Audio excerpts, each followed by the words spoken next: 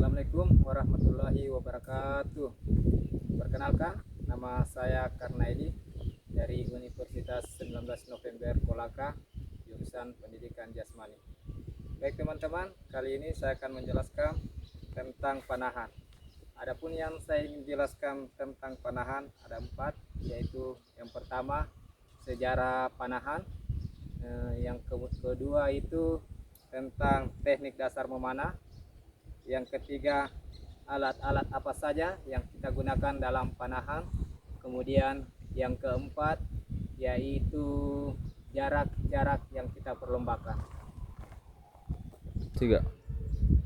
Baik teman-teman, yang saya akan jelaskan sebentar itu yaitu tentang sejarah panahan. Sejarah panahan itu sudah ada sejak zaman dahulu kala, atau tepatnya itu 10.000 tahun sampai 20.000 tahun yang lalu. Perlu teman-teman ketahui, pada zaman prasejarah itu panahan itu digunakan untuk berburu dan bertahan hidup. Kemudian dengan perkembangan zaman, alat panah ini berubah menjadi alat pertandingan untuk dipertandingkan di Olimpiade. Ya, teman-teman, pada zaman purba kuno itu terjadi alat panah ini digunakan untuk berburu dan bertahan hidup.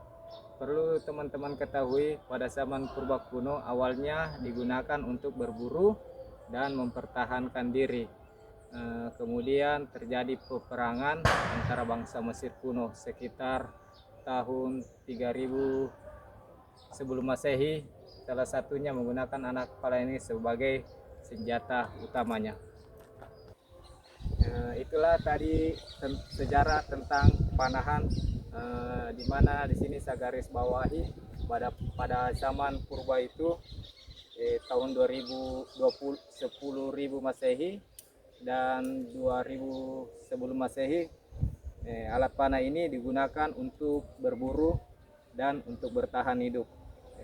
Seiring dengan berjalannya waktu terjadi perang, dan alat ini berubah fungsi dari untuk bertahan hidup jadi untuk menggunakan untuk berperang antara Mesir kuno dan Yunani kuno.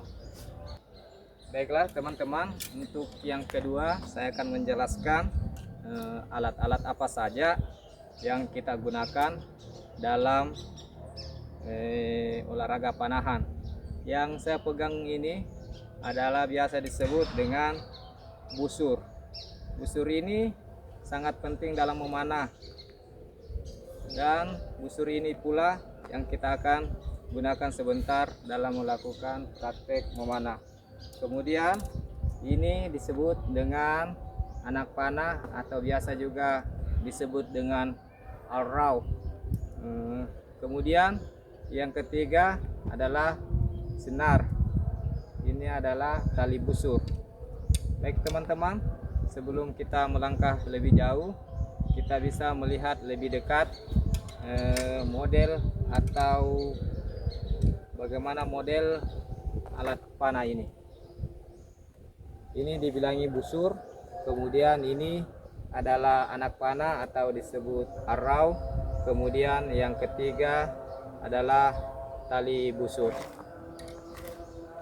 Oke, baik teman-teman, tadi saya sudah menjelaskan bahwa alat yang digunakan dalam panahan itu adalah busur, kemudian arrow atau disebut anak panah, kemudian tali busur atau spring. Kemudian saya akan menjelaskan, ini ada berbentuk lingkaran. Di sini ada warna-warnanya teman-teman. Di sini ada warna biru, kemudian warna merah, dan kemudian warna kuning. Perlu teman-teman ketahui, dalam memanah ini adalah targetnya. Di sini sudah ada skor-skor yang telah ditentukan.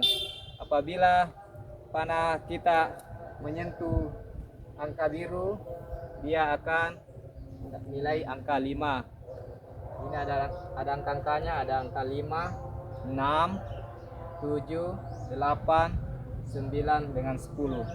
Apabila kita memanah memenuhi target nomor 5, maka poin kita 5. Kemudian 6, 7, 8, 9, 10 dan begitu sebaliknya.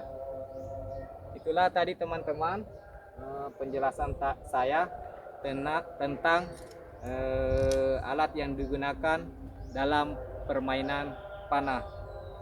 Saya ulangi lagi, yaitu alat yang digunakan adalah busur, anak panah, senar, kemudian papan skor atau papan target. Baik teman-teman, selanjutnya saya akan menjelaskan dasar-dasar dalam melakukan atau langkah-langkah apa saja yang kita lakukan dalam melakukan panahan. Di sini saya akan menjelaskan ada 8 poin yang perlu kita ketahui dalam melakukan teknik dasar panahan. Yang pertama itu, langkah yang pertama itu memegang busur, kemudian memasang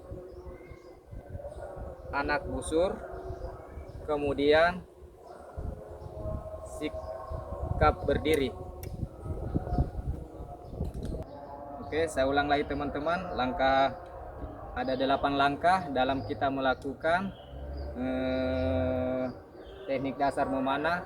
Yang itu pertama itu sikap berdiri, kemudian memegang busur, dan yang ketiga itu memasang anak busur, yang keempat itu menarik, kemudian yang kelima jangkar, kemudian yang keenam membidik. Kemudian yang ketujuh itu melepas anak panah, kemudian yang kedelapan itu gerakan selanjutnya. Saya ulangi lagi, dari teknik dasar ada 8, yaitu yang pertama berdiri, kemudian yang kedua memegang busur, kemudian yang ketiga memasang anak busur, kemudian yang keempat yaitu menarik tali, kemudian jangkar, kemudian membidik, selanjutnya itu melepaskan anak panah, dan gerakan yang kedelapan itu gerakan lanjutan atau gerakan saat melepaskan anak panah. Baik teman-teman, untuk lebih jelasnya saya akan mempraktekkan dari kedelapan itu langkah-langkah apa saja yang telah saya jelaskan tadi, dan saya akan mempraktekkan cara melakukannya. Baik teman-teman, kita ikuti apa-apa saja yang saya akan lakukan. Baik teman-teman, sebelum saya melakukan atau membidik target sasaran, saya akan melakukan yang saya sudah jelaskan tadi, yaitu ada 8 teknik dasar dalam melakukan panahan. Yang pertama itu posisi kaki ke depan seperti ini, kemudian yang kedua memegang busur, kemudian yang ketiga memasang anak busur, kemudian jangkar, narik. Jadi usahakan tangan yang terkuat kita yang menarik tali busur ini, kemudian tangan yang terlemah memegang busur. Baik teman-teman, bisa kita lihat cara menarik busur seperti ini teman-teman. Ditarik, pandangan tetap fokus ke sasaran target.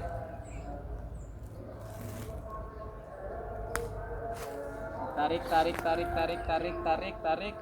Usahakan jempol kita menahan anak panah ini supaya dia tidak bergerak ke kiri dan ke kanan. Kemudian pada saat memasang anak panah ini di tali busur, dia itu posisinya lurus. Kemudian pandangan fokus ke depan. Jadi pada saat kita melepaskan panah ini, bukan kita mendorong begini, tapi dia hanya dilepas saja, disentak begini, dilepas saja begini, bukan dibantu mendorong. Baik teman-teman, perhatikan. Saya akan menariknya. Tarik, tarik, tarik, tarik, tarik, tarik, tarik, tarik, tarik, tarik, tarik, tarik, tarik, tarik, tarik. Ketika kita menarik, tarik sekuat-kuatnya dan tahan, fokus, atur napas agar napas tetap stabil. Ketika napas kita stabil saat menarik napas, otomatis sasaran tidak akan terlalu jauh bergeser.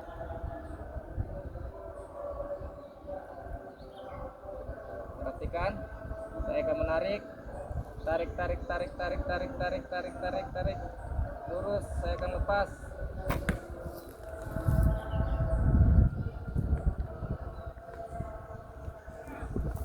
Di sini saya telah melakukan gerakan panahan dan saya mendapat target poin 8. Baik teman-teman, saya akan mencoba mengulangi lagi apakah sasaran saya tidak terlalu jauh dari yang pertama. Karena kalau kita melakukan sering berulang-ulang, otomatis arahnya akan lebih baik. Dan kita akan saksikan atau kita akan melihat siaran ulangnya.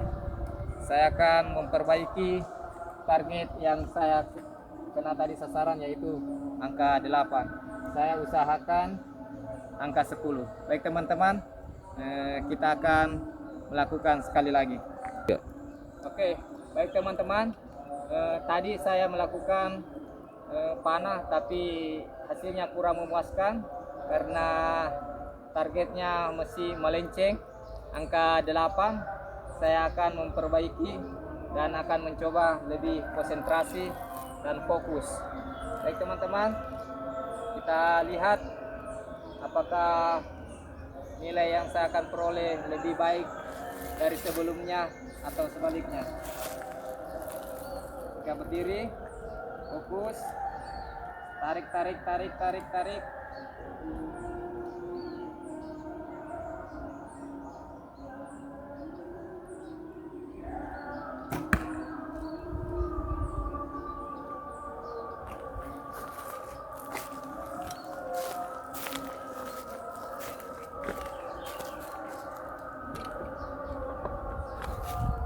Baik teman-teman, itulah 2 kali percobaan yang saya telah lakukan.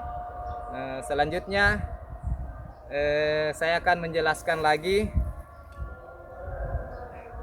jarak berapa saja yang diperlombakan dalam permainan atau olahraga panahan. Oke, baik teman-teman, setelah tadi saya menjelaskan tentang sejarah panahan, kemudian teknik dasar, kemudian di sini saya akan menjelaskan jarak-jarak yang akan diperlombakan. Jarak untuk kategori usia, ya kategorinya untuk U10 itu berjarak 5 sampai 10 meter. Kemudian untuk umur 12 itu berjarak 15 sampai 20 meter. Kemudian usia 15 yaitu jaraknya 30 sampai 40 cm. Kemudian usia 18 tahun atau junior, dia itu berjarak 60 meter. Kemudian jarak senior itu 70 meter. Demikianlah jarak yang biasa digunakan dalam kelompok kategori usia. Demikianlah teman-teman, itulah tadi video atau sedikit. Oke teman-teman, itulah tadi pembelajaran atau video singkat saya tentang materi panahan. Kalau teman-teman belum terlalu mengerti atau kurang puas, bisa teman-teman menyaksikan di video saya selanjutnya. Akhirnya saya ucapkan Assalamualaikum warahmatullahi wabarakatuh.